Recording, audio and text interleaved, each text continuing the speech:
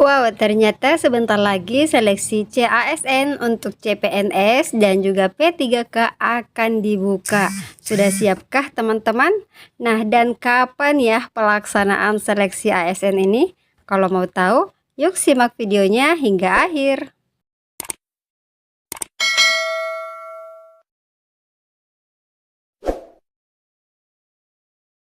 Assalamualaikum warahmatullahi wabarakatuh. Hai teman-teman semua, kembali lagi bersama saya Hidayah di channel Info Dunia ASN. Dan kali ini kita akan membahas mengenai kapan sih pelaksanaan seleksi ASN untuk tahun 2024.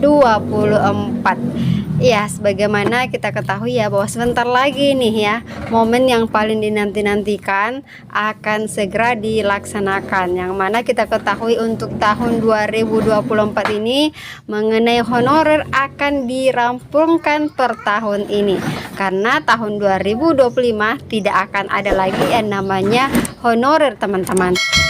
Yang ada hanya ASN PNS dan yang kedua adalah P3K, yang mana P3K ini terbagi dua, yakni P3K penuh waktu dan P3K paruh waktu. Pada video sebelumnya Hidayah sudah pernah membahas ya tentang apa itu P3K penuh waktu dan apa itu P3K paruh waktu dan seperti apa itu P3K paruh waktu. Jadi kalau teman-teman yang penasaran, langsung saja ke video yang ini nih teman-teman. Oke, baik. Mengenai pelaksanaan seleksi P3K dan PNS untuk tahun 2024, ternyata nih teman-teman banyak juga ya teman-teman yang sudah terangkat menjadi P3K pada tahun 2021 dan 2022 lalu ternyata mengundurkan diri teman-teman. Kira-kira apa sih yang menjadi alasan mereka memilih mengundurkan diri menjadi P3K? Nah, kalau gitu langsung saja kita cek ya kira-kira apa yang menjadi alasan mereka. Nah, alasan pertama pengunduran diri dari teman-teman P3K yang lalu adalah pertama, peserta lulus seleksi P3K mengundurkan diri dengan alasan jabatan yang dilamar tidak sesuai dengan pekerjaan yang diinginkan. Iya, seperti itu teman-teman. Jadi jabatannya katanya tidak sesuai dengan pekerjaan yang diinginkan, atau mungkin karena jurusannya ya. Misalkan jurusannya adalah jurusan matematika, lantas yang diajarkan adalah PKWU atau apa yang tidak sesuai dengan bidangnya, sehingga mereka lebih memilih untuk mengundurkan diri. Dan alasan kedua pengunduran diri adalah karena alasan penghasilan yang didapat tidak sesuai ekspektasi. Artinya si A sebelum melamar menjadi P3K ini bekerja di suatu perusahaan yang tentu nilai gajinya lebih tinggi daripada P3K. Harusnya sebelum melamar P3K lihat-lihat dulu ya rincian gaji P3K, golongan ini sekian, golongan ini sekian, agar tidak terjadi hal yang seperti ini yang tentunya merugikan teman-teman yang lain yang lebih tertarik atau lebih ingin lulus di bidang ini teman-teman. Jadi harusnya berpikir matang-matang sebelum mendaftarkan diri menjadi P3K.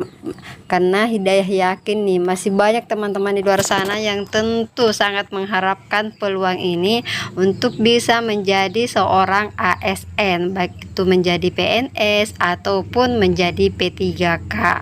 Alasan pengunduran diri yang ketiga adalah bahwasanya karena mengenai lokasi penempatan. Jadi banyak yang lokasi penempatannya ini tidak sesuai harapan ya teman-teman. Mungkin saja lokasi penempatannya ini jauh dari apa yang diharapkan. Apakah nyebrang provinsi lah atau nyebrang lautan. Intinya adalah jauh dari keluarga, bahkan meninggalkan suami atau istri dan anak yang tentunya akan menjadi pertimbangan besar untuk bisa ditinggalkan. Jadi hal ini menjadi salah satu alasan besar kenapa orang bisa memilih mengundurkan diri daripada mengikuti lokasi penempatan P3K. Dan menurut pelaksana tugas Kepala BKN ya dalam hal ini Haryo Madwi Putranto menyebutkan selama pelaksanaan seleksi P3K 2022 terdata ada sebanyak 1921 peserta seleksi mengundurkan diri dengan sejumlah alasan. Ya, ternyata sangat banyak juga ya teman-teman P3K mengundurkan diri dengan alasan-alasan yang tadi. Nah, berikutnya adalah mengenai jadwal pelaksanaan P3K 2024 yang tentunya sudah banyak dinantikan oleh banyak orang ya teman-teman.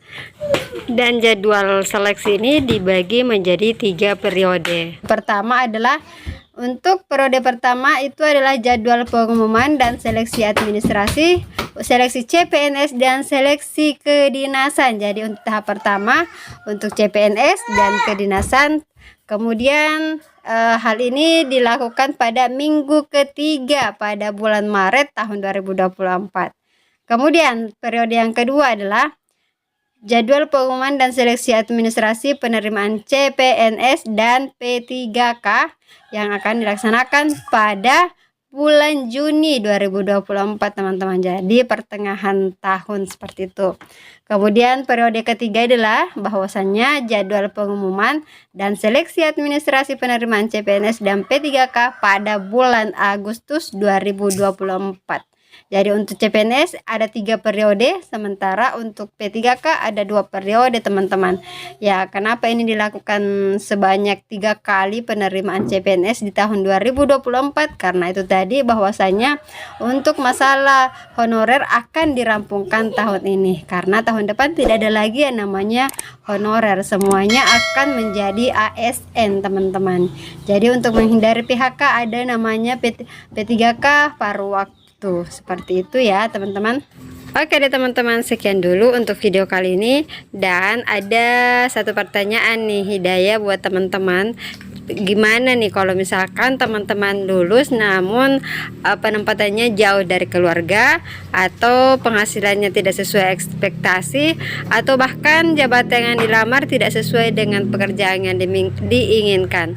Apakah teman-teman akan memilih mengundurkan diri atau tetap bertahan menunggu kebijakan akan adanya pertukaran atau bisa kembali ke daerah asal? Gimana teman-teman? Tulis di kolom komentar ya pendapatnya teman-teman. Oke deh, sekian dulu untuk video kali ini. Jangan lupa subscribe, like, and share video ini. Terima kasih dan sampai jumpa pada video-video kami berikutnya. Assalamualaikum warahmatullahi wabarakatuh.